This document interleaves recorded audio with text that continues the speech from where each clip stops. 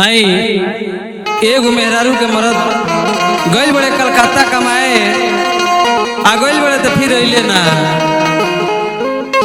वो मेरा बड़ा कलकत्ता में जादू टोना होके वो मेहरारू के शंका हो गइल कि हमार पति के बुझाता मत मार ले बड़ी सब। एगो बुजुर्ग आदमी जात रहे कमाए उन्हीं के पीछे लग गई। बुढ़वा देखलस तो कलस के अरे बाप रे बाप सब कुछ करो मेहरारू के साथे लेके ना जाए के चाहिए। कहले कि तू बतावा का करे कलकत्ता जेबू। कहले कि हमार पति भी लागल बड़े उन्हीं के खोजे जाता नहीं। कहले कि अपना पति के हुलिया बताओ हम कलकत्ता से खोज के भेज दे। आई के हुलिया बताओ तड़ी अपना पति के। बटो ही पूछले कि कैसन पिया तोर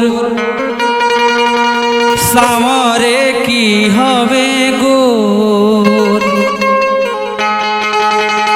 कैसन पिया तोर सामरे की हवे गोर।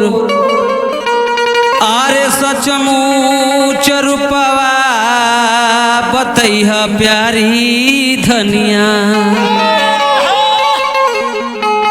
अब वो बताओ तड़ी अपना पति के हुलिया। आरे सावरे न गोर बाटे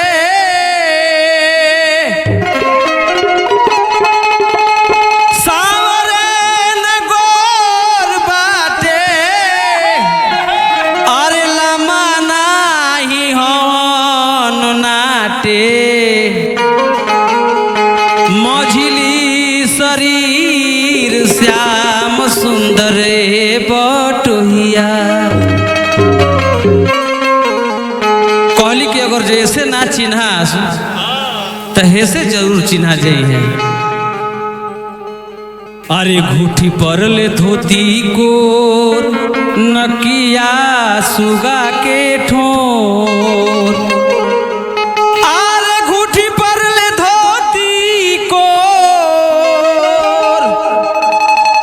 नकिया सुगा के ठोर।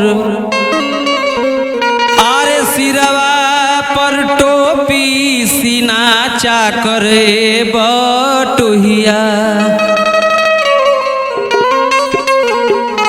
भेजल करी पतिया घरवा।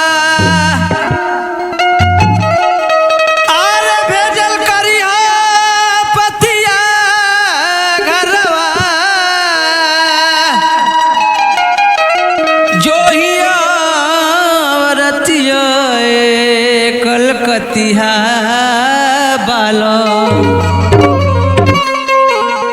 कहतानी बेच दीह पतिया ए कलकतिया बालो।